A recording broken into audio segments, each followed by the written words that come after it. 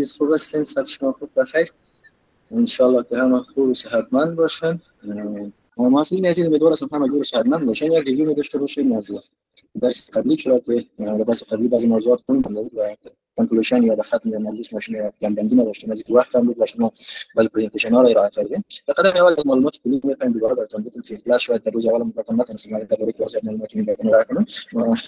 و بسیار خوشحال هستم از اینکه در جمع شما هستم. تجارب بعضی جایی که مثلا افغانستان و ملت 20 سال تطبیق کردیم، تجاربی که دارم می‌خوام با شما شریک بشم. لازم یک سنف آموزشی نخواهد باشه، سنفی است که بس همه که در باش سعی می‌شود کسایی که پروژه تطبیق کردن، کسایی که می‌خوان پروژه تطبیق کنن، همچنین کسایی که در بخش‌های مختلف استان‌های مختلف در کامپونی‌های مختلف تجارب خود دارن میشه شریک بسازن. یک کلاس پارتیسیپاتوری یا مشترک، یک شکل اشتراکی خود به خود داره.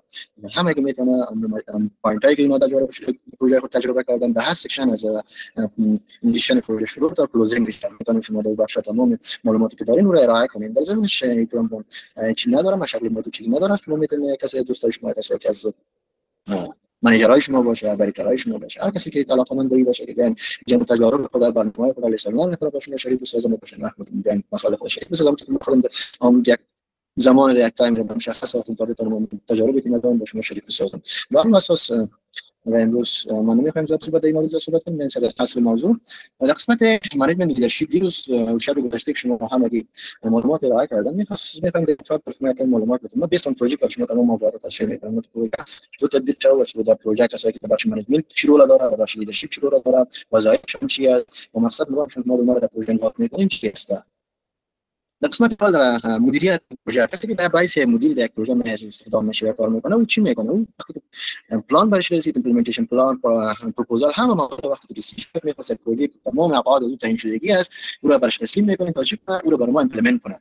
وظیفه قسمت منیجمنت چی باید گرام فاکتورها را گرام کامپوننت‌ها را گرام سر باید حالا تا پروژه رو منتخب برسونیم به وجه احسنش تطبیق کنیم. روند گرام موضوعات باید باشه. یکی روند طرح‌ریزی برنامه‌های خود داشته باشه، چطور پلان بسازه، چطور برنامه‌ریزی کنه، چطور از کجا شروع کنه و کجا ختم کنه، چی را به کی تسلیم کنه و با کدام استیک‌هولدرها در کامیونیکیشن باشه. این موضوعات مکملی باید تمامش مد نظر بگیرد.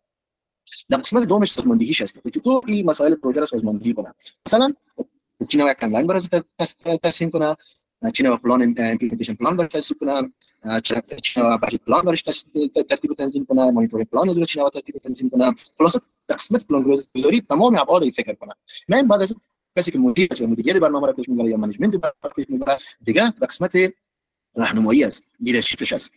دیگه زیاد مثلا لیدرشپ فکر چی نمیکنه، دیگه فقط قسمت چی میکنه، دایرکت میکنه، راهنمایی میکنه. چی راهنمایی میکنه؟ تکس را برش واسه صرف توضیح میده که تکس را که باید تسلیم کنین. این ایندیکاتورها را این شاخص‌ها تو باید استفاده کنید تا پس تکلیف مطلوب دادن تا او رو برام اچیو کنید. این قسمت از کار نداره که برای چی کنه، اینا انکورج کنه، اینا برش تشویقش کنه. دو اساس قسمت منیجر زیاد اصلا نمیکنه. موضوع بعدی از اینکه کنترل است. چی را کنترل کنه؟ منابع انسانی که بخش چارش هست، منابع مالی بخش فاینانشالش هستن، آپریشنش هست، اکتیویتی کاست است، چطور بتونه اینا کنترل کنه. موضوع سومش که تایم است. وقتی که تمام چیزا رو لاین اوت، موضوعات تایم لاینش هست. تو برای هر اکتیویتی، برای هر تاکسی که واگذار میکنه، چی نوع تایم لاین براش مشخص بسازه. خلاصه تمام ابعاد که تمام مسائلی که یک مدیر مد نظر میگیره، این نیست که پروژه رو متقبل برسونه. ولی رهبر چی است؟ رهبر کسی است هم قسمت پروژه، تبدیل پروژه رو به دست میاره، راهنمایی میکنه، با گروه‌های مختلف سر کار داره و توانایی‌های الهام بخش برای مردم پیشکش می‌گذاره. تاثیرگذاری و راهنمایی افراد و گروه‌ها را به خاطر اینکه بتونه یک اینویشن یا یک ابتکار به دست بیاره، اونها را به رهبریش به دست میگیره. خلاصه کسی است که انگیزه و توانمندسازی و تقویت تعهد برای کسایی که زیر دستش هست به روزانه واگذار میکنه.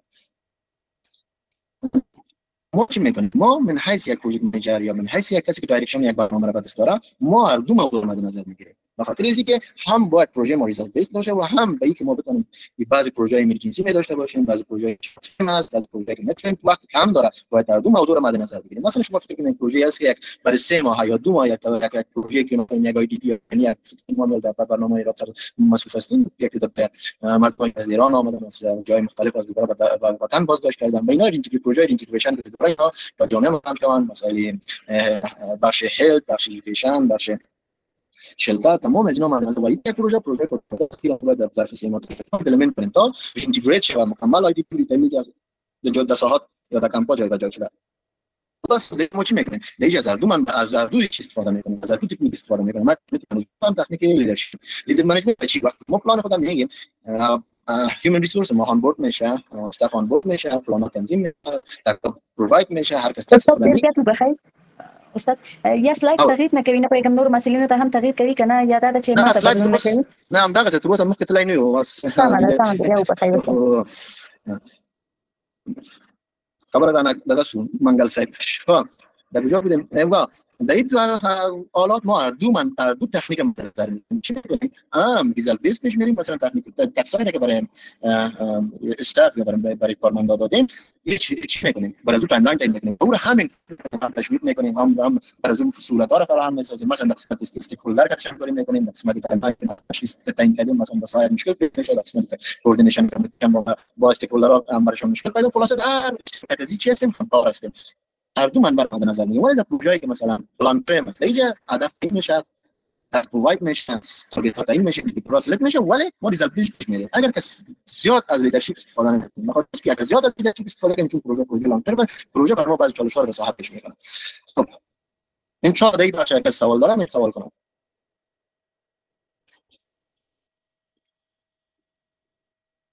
میایم قسمت مانیجمنت پروسس قسمی که شب قبل هم بعضی شما تعریف توضیح کردیم که پروژه مانیجمنت یا پروژه پروسس یا روند مدیریت ما دو چیز داریم یکی سایکل است یکی پروسس است در مانیجمنت در پروسس مانیجمنت چهار فکتور است یا چهار چیز خود داره که یکی پلنینگ است اورگانایزینگ است لیدینگ است و کنترلینگ است مانیجمنت پروسس وقتی که فکر کنیم که همه چیز برای ما قرار داره یک اینویشن است یا پروژه پروگرام است همه چیز ترتیب و تنظیم شده به شما تسلیم شده شما چی میکنید؟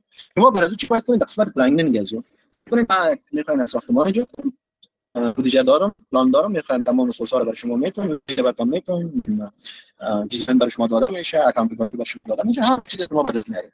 دیگه شما من حیث پروژه منیجر، من حیث مسئول یک پروژه باید از کدام تکنیک از استفاده کنید مانیجمنت پروسس. در قسمت اول چی میکنید؟ شما چیزا رو پیش آمد، ابجکتیو بار ست میکنید. ما چی نوع اکتیویتی دیزاین کنم، چی نوع اندیکاتورها رو تنظیم کنیم تا به هدف کلیدی برسیم. دیگهش ارگانایز میکنیم. چطور ارنج کنیم، تکسار پروواید کنیم، تو سورس ها تنظیم کنیم، ست اپ کنیم. این قسمت موضوعش ارگانایزیشن. بعد از اون دیگهش لیدینگ. شما همین وقت تمام سورس شد. ایمپلمنتیشن پلان برای شما آمد، نه مانیتورینگ پلان آمد، میتودولوژی ایمپلمنتیشن برای شما آمد، فاینانشال پلان برای شما آمد. خلاصه همه موضوعات که شما در بر گرفته برای شما راش قسمت لیدینگ کشته موتیویت کنید برای خلاصه این موضوعات قسمت لیدینگ شما دیگه کنترلینگ است که در شما بر پلان ها رو جور میکنید مثلا پلان وی اچیومنت برای شما میشه ترک پروژه ترکینگ برای شما میشه خلاصه از نظر به اسکیل خود نظر به تجربه خود نظر به مو برند استراتژی هر کسی دیگه داره قسمت کنترلینگ از خود بعد دیزاین های خود میاد باشه هر سکشن دیگه داره شما تشریح میشه بعدم برای شما اینا رو فاکتور شده ما صرف بعد اوورال یک اینفورمیشن است که باید شما بگیریم دیگه سایکل منیجمنت است پروژه لایف منیجمنت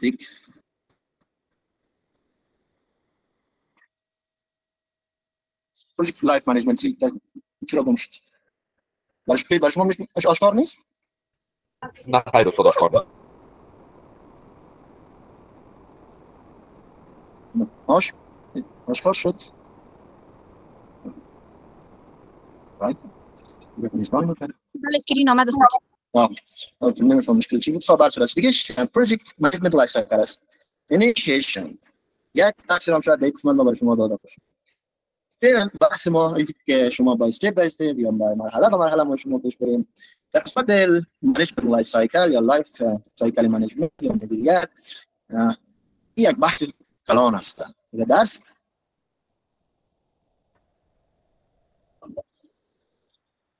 در اینترنت ما قطع شد صدای مرا داریم؟ صدای مرا داریم مثلا عزیز؟ بله صدای دارم اینترنت هم دوستان و بیسی میگم فهمت موضوع داره صحیح initiation like identifying a problem or defining a goal سکس ما یک چیز رو به شما دیشب باعث یک تاکس یا باعث یک کویز تسلیم کردم که بعضی تصاویر بود دو که موضوع خب initiation در initiation شما اونمو چیا رو مد نظر میگیرید مثلا فکر کنین آیدی از دمی روزا ریترن از دمی روزا طرف با ایران میآید جای به جای میشن از ایران پس اینا موو میکنن باز ولایت دیگه میرن در کمپا جای به جای هستن و در ضمن شما فکر کنید یا یک برنامه زراعتی شما مد نظر میگیرین برای شما یک کال پروپوزال یک فند در قسمت محیط زیست شما باید چی کنین از کجا شروع کنین چی نوع یک پروپوزال برای از ما پیشکش کنین یا کریتریا را شما میخواین کریتریا بسیار ساده مشکل یک پروژه است مثلا 35000 دلار یا 1 لک دلار در قسمت عدد یا در قسمت محیط زیست برای شما چی میکنین تخصیص داده میاد در قسمت 3 لک دلار آمده به خاطر ریترنیاس کسایی که از ایران آمده در اینجا یا یک برنامه دیگر برای شما میبینید یک جای انام شده یا خود شما میخواین پروپوزال دیولپ کنید میخواین یک پروژه کانستراکشن یک ساحه ایجاد کنید دیگه چند مراحل اینیشیشن است identifying the need of problem است شما پرابلم باید در ساحه پیدا کنین وقتی که پرابلم پیدا کنین به خاطر اینکه پرابلم باید پروژه سالو کنین کدام نوع پروژه شما دیزاین میکنین از کجا شروع میکنین چی نوع فعالیت ها را مد نظر بگیرین کدام استپا در این دیگه شما اونمون بخش ما برای شما یک چی داده بودم یک تکست داده بودم اگر کسی که آماده است میشه از اونجا شروع کنیم کسی پرزنتیشن ارائه میکنه قسمت فیزیبیلیتی استادی که مشکل اول برنامه اینیشیشن است یا تکس اول اینیشیشن است با سل تکس های دیگه زیاد ما رفتیم صحبت داشتیم پرزنتیشن کسی داره میشه که اولین پرزنتیشن خود کنه علیه سلام استاد محترم و شما دوستان عزیز در قسمت عکسایی که برای ما داده بودید گفته بودین هر کس که هر عکس خوش داره یک پروژه در مورد شما جور کنه ما در قسمت عکس صنعت قالین بافی یک پروژه یک پروپوزال آماده ساختیم اگه اجازه شما باشه ارائه کنم خب فرمایید ما با این عکس استاد ناماندیم توانمندسازی اقتصادی زنان از طریق صنعت قالین بافی مثلا ما پروژه خود در نظر میگیریم هدف ما از پروژه چیست هدف ما است که ما بخوایم برای زنان یک شغل پایدار داشته باشیم دیگه از لحاظ اقتصادی و اجتماعی آنها توانمند شوند مثلا ما میخوایم این پروژه در کدام ولایت افغانستان تطبیق کنیم مثلا یک ولایت نام میگیریم مثلا فرا کیها را مد نظر داشته باشیم یا گروه کاری ما کی باشه زنان و دختران باشه مثلا سنشان باشه از سن 18 تا 45 ساله و فعالیت هایی که ما میخوایم در پروژه انجام بدیم چیست فعالیت ها ما یک عبارت از برگزاری دوره های آموزشی تخصصی مثل طراحی قالین و بافتش و رنگش و همچنین تجهیز کارگاه های مرکزی و یا کارگاهی که در خانه دارن و دیگر طراحی برند و بسته‌بندی آنها و همچنان ببینیم که به پروژه خود ما بازاریابی کنیم در داخل و خارج و نمود ابزارها ما ضرورت داریم دیگر فضا و تمام این مسائل ما این فعالیت‌ها رو می‌خوایم انجام بدیم خب اینا ما بخوایم استاد اگه پروژه رو بخوایم انجام بدیم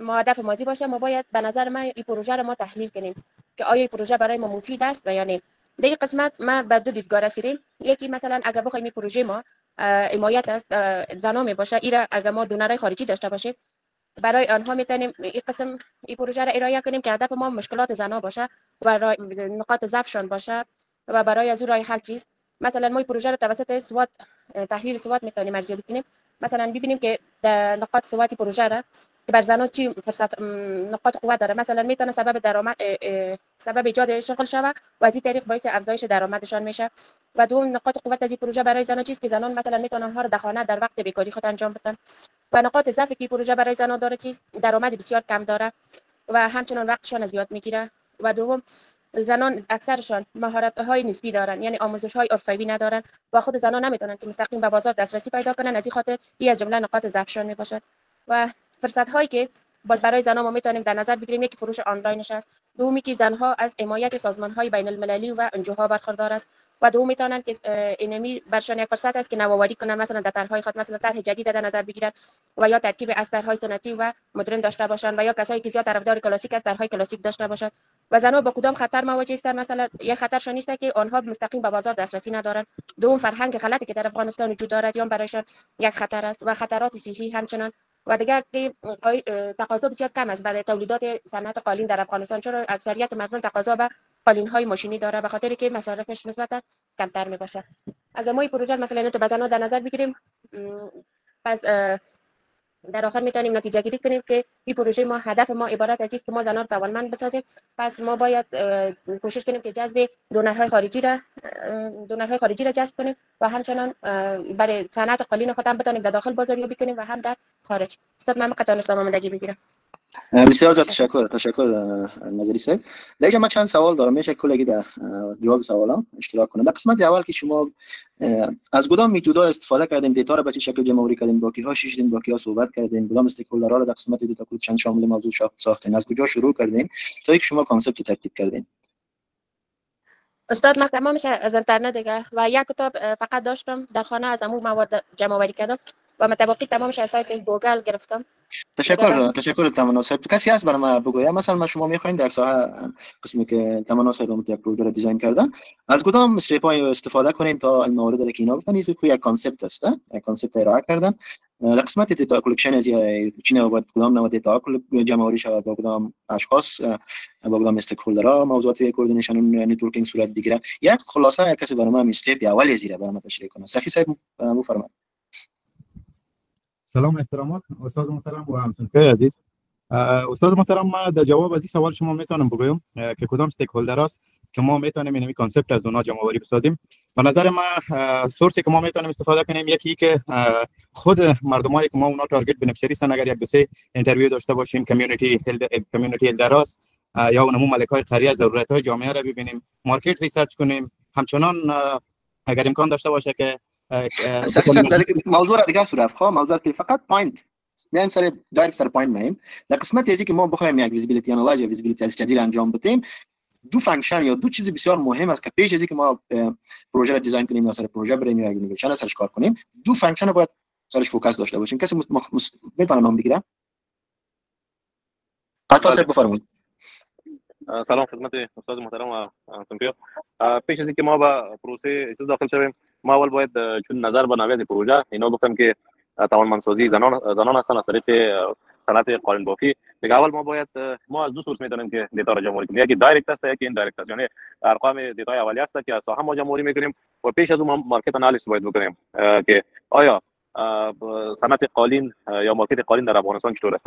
ما دیتا را میتونیم که از ریاست صنعت و تجارت هم دریافت کنیم، جمع آوری کنیم، از ریاست اقتصاد میتونیم، از مارکت مستقیم میتونیم دیتا را جمع آوری کنیم.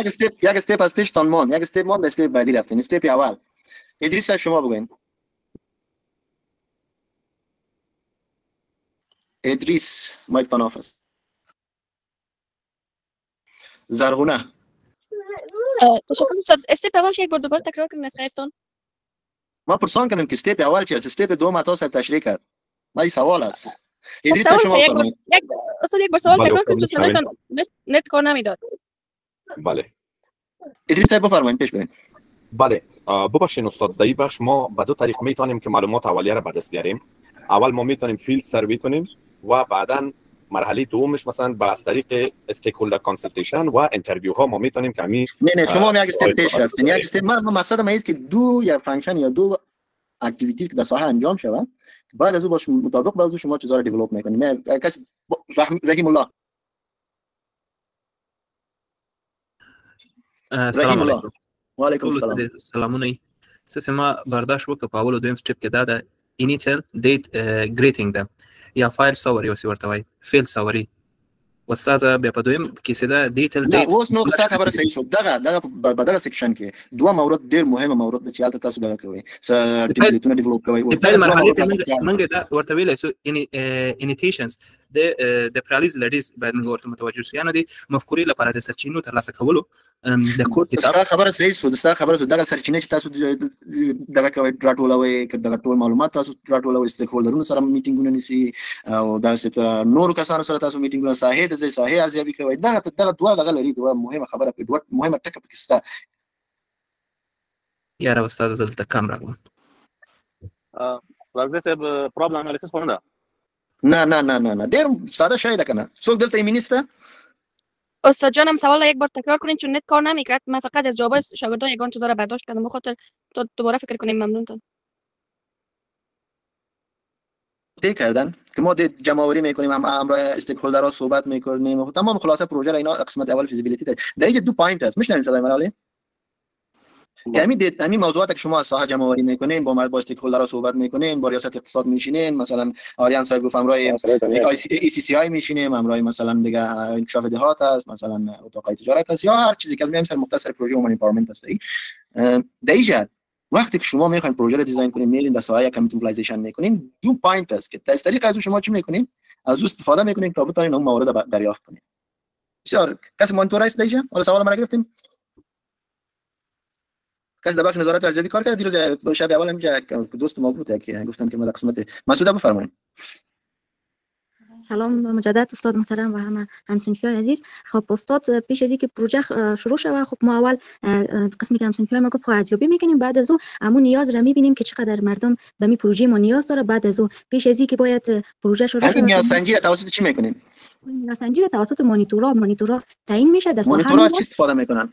خب از مانیتورها خب استاد روش دارن. مثلا ما قبلا که مانیتور بودیم خب اول در ساحه میرفتیم چک لیست امرای مثلا وکیل منطقه و بعد از وکیل باز میتونستیم امرای مردم ما هم صحبت کنیم، چون مردم ما میتونن و ما. تشکر مسعود صاحب، تشکر. وقتی که ما میخوایم یک پروژه یا یک پلان رو ارزیابی فکر کنین ما یکی از ارگانایزیشن ها یک چیز اعلان کرده براتون میگم مثال بتون UNDP برنامه آبادی شاید اکثریت از معلومات داشته باشه، چندین فیز داشت، دو فیز داشت و چندین کامپوننت این اعلان رفت. تقریبا چندین اینترنشنال ارگانایزیشن ها خواستن با این چی بدن پروپوزال بدن که در حدود تقریبا 360 پروپوزال رسیده بود.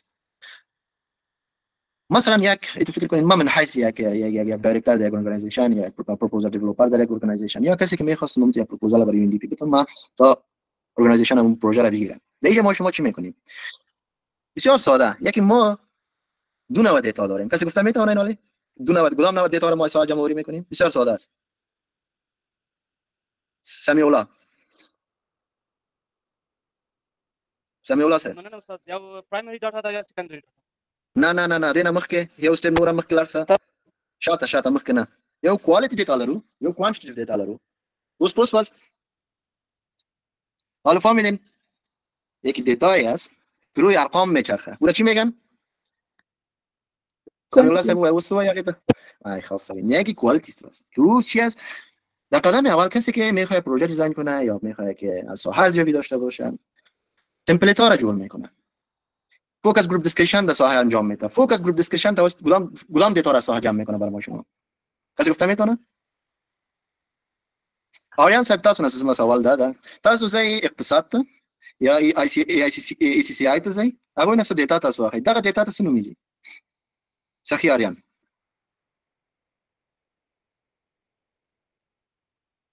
اته محمد سخی آریان وایا. آریان صاحب وایا.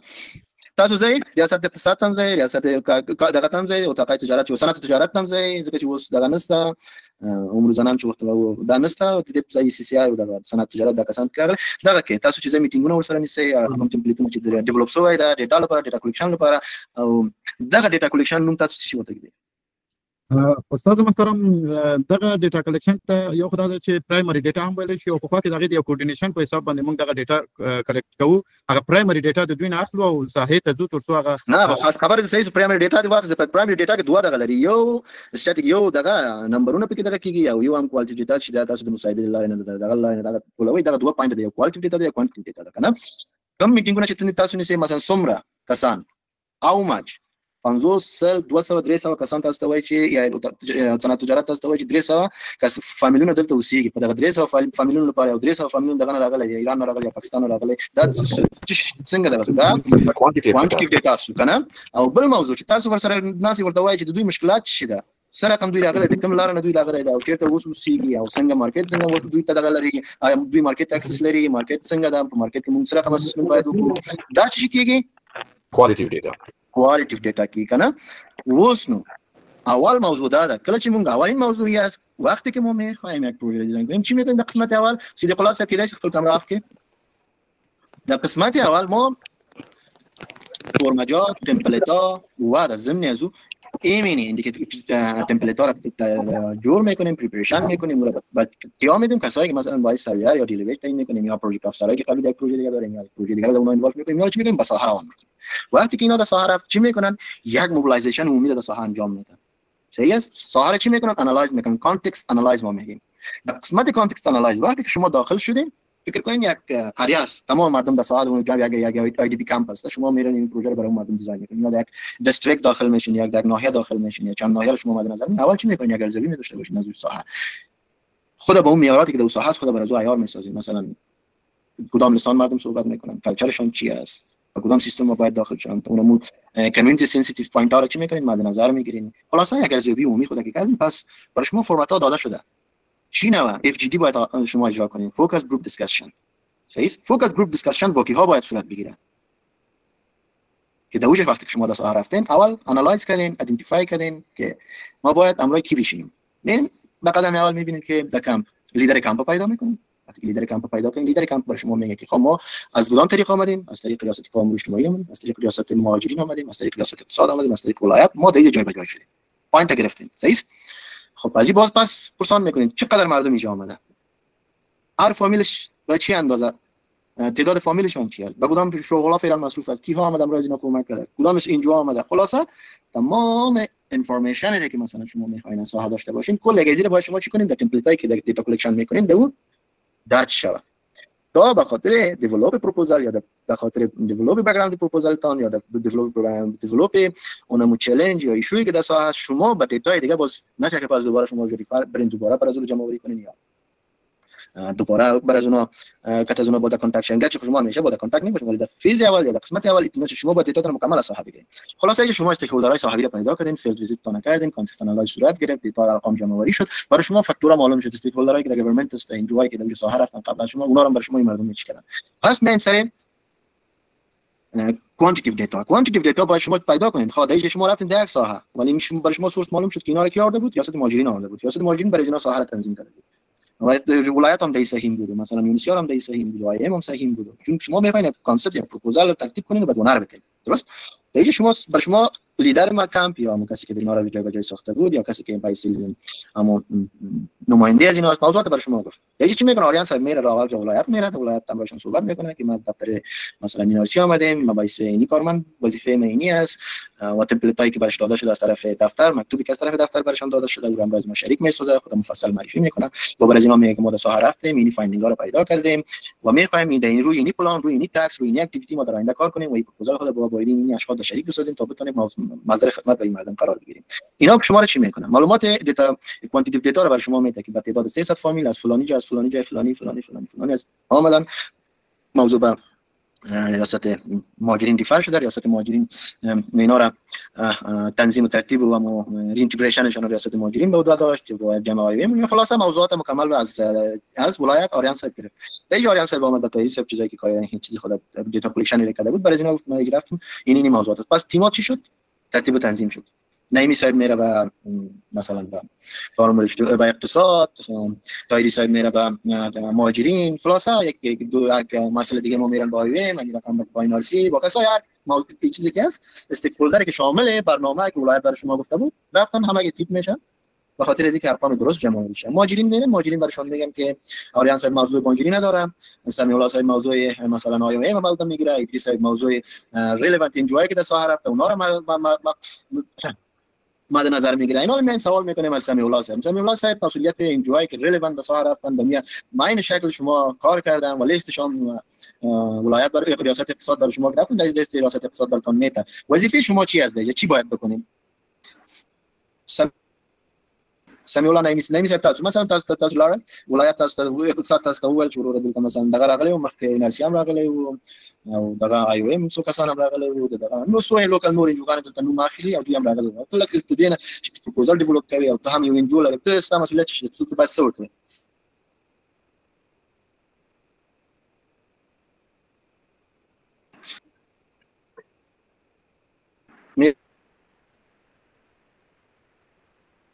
نایمی صاحب مهربانی فکر میکنم نایمی صاحب مایک شما چی داره؟ تایری صاحب شما مثلا مسئولیت مهاجرین اداره دارین، درست است؟ کدام نوع دیتا شما پس داری جمع آوری میکنید؟ استاد قسمت مهاجرین همون بس ما اگر سر دیتا باشه ما همون گپ شما از دو نوع دیتا داریم، یکی در قسمت ارقام داریم و یکی هم در قسمت کیفیت دیتا داریم. دیتای کیفیتی داریم. در قسمت ارقام مثلا تعداد مهاجرین، طبقات مهاجرین، چند نوع مهاجر داریم، چقدر مهاجر داریم، با چه تعداد مهاجر داریم. در قسمت کوانتیتیوش مهاجرین ما به کدام شکل، یعنی چه نوع مهاجر هستن، از کجا آمدن، کدام مهاجر ما آسیب دیدن، کدامش آسیب ندیدن، اینی رو مکمل طبقه بندی میکنیم که همش از چندین طریق به وجود میاد. امی استیک هولدرایی که مکمل در این قسمت شریک است از وزارت یا ریاست عودت مهاجرین مکمل دیتا را از پیششان میگیریم دیگه باز بررسی دیتا که در آخر باید یک مانیتورینگ عمومی شه و از خود ساحه باید صورت بگیره. نه ما پیش نمیریم، فقط دمیج وظیفه شما من حیث تو فکر نکنید شما فعلا پروژه منیجر پروژه دایرکتور هستین، من حیث یک دیتا کلکتر، من حیث یک دیلیویج، بعضی یک دیلیویج خودت هایر شدی، بعضی یک دیتا کلکتر خودت هایر شدی، یا یک بخش اینترویور خودت هایر هستی، مسئولیت به تو داده شده، باید تو مهاجرین بری فرما پیش از استپ بای استپ برای من مثلا تشریح بکنی تو باید اول چی کار کنی، بعدش چی کار کنی و بعدش چی کار کنی. خب استاد در قسمت اول ما میریم در ریاست مهاجرین یا ماموریت مهاجرین. اول در قسمت کوانتیتیو دیتا مکمل تماما دیتایی که از دیتاهای خودم میگیریم که بعد بر از اون ما چک لیست ها و فرمای داریم، همون فرمای مشخص خود از افرادی که اوج ضرورت داریم از پیش از اونها دیتای تکمیل میگیریم، حتما پیش از اونها یک دیتابیس وجود داره. باز در قدم دومش استاد باز میگیریم به شکل تکنیکی و فنیش از دیتای کوانتیتیو شما میریم تماما معلومات میگیریم به خاطر کوانتیتیو دیتای خود، به خاطر کوالیتیو دیتای خود. اول کوانتیتیو دیتا رو بعد از کوالیتیو دیتا را.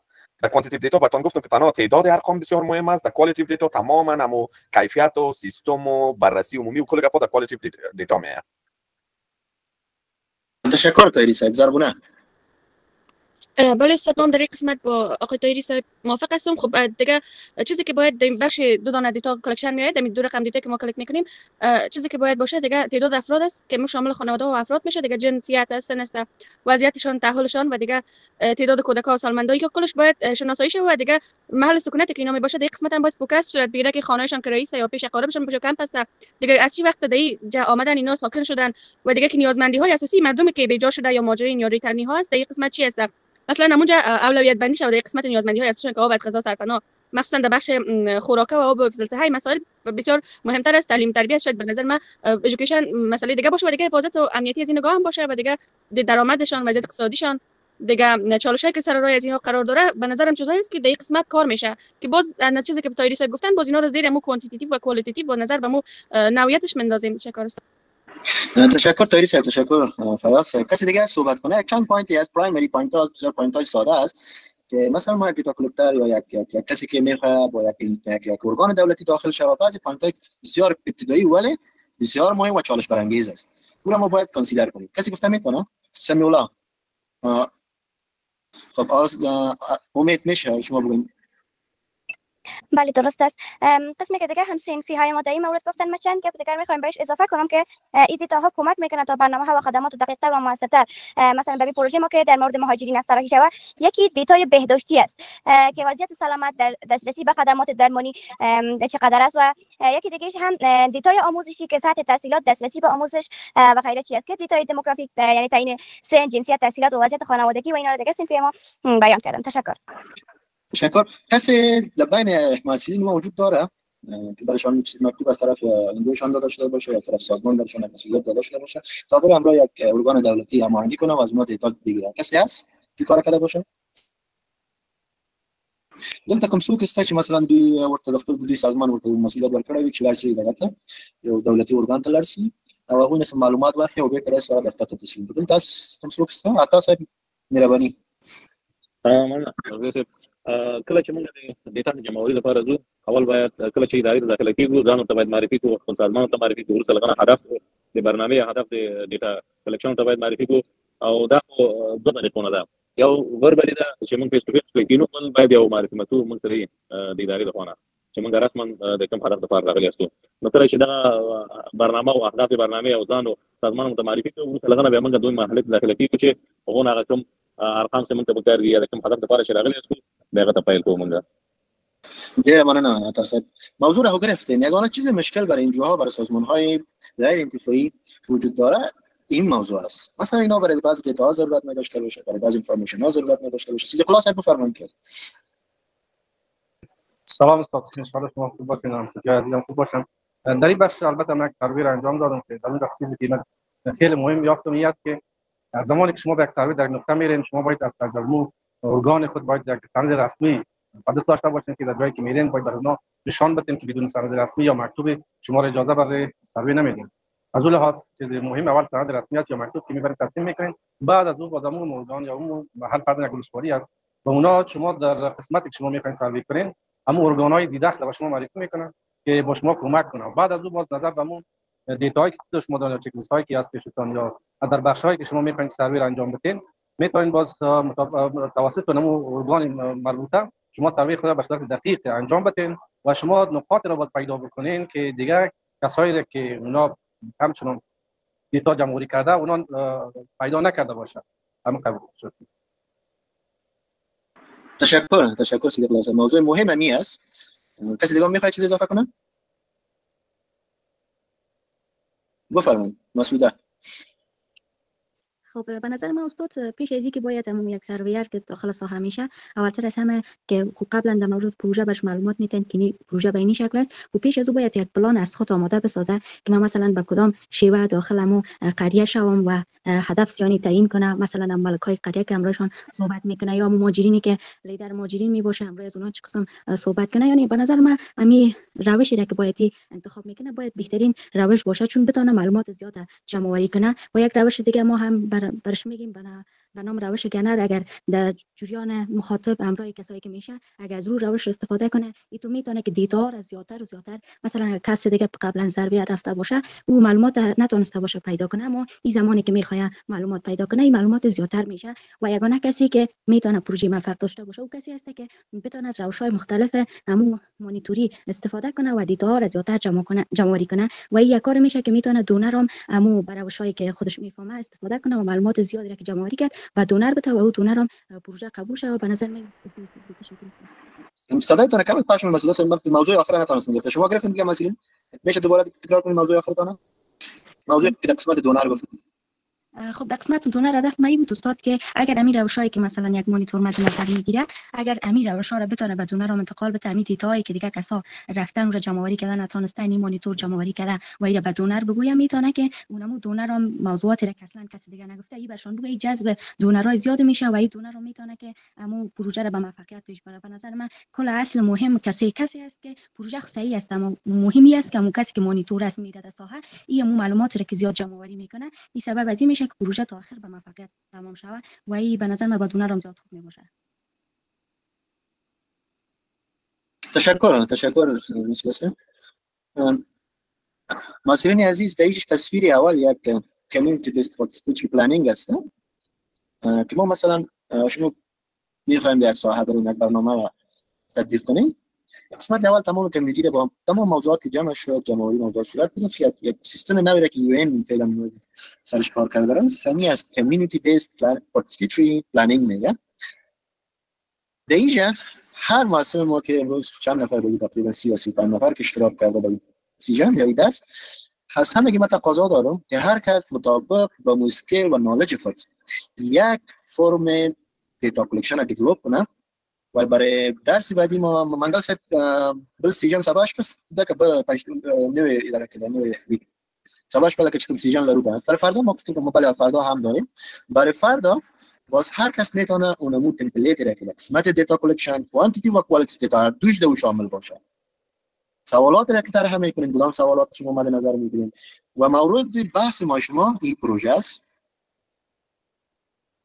که کمیونیتی بیسد پارتیسیپیتوری پلنینگ. درست ببینید اینجا تمام مردم جمع شدن. تمام مردم جمع شدن و یکی از کارمندای مؤسسه در موبایل استار هستن. شما برای این موضوع چی جور میکنین؟ سوال جور میکنین. سوال تام کوالیتی و کوانتیتی دیتا را مد نظر باید بگیره.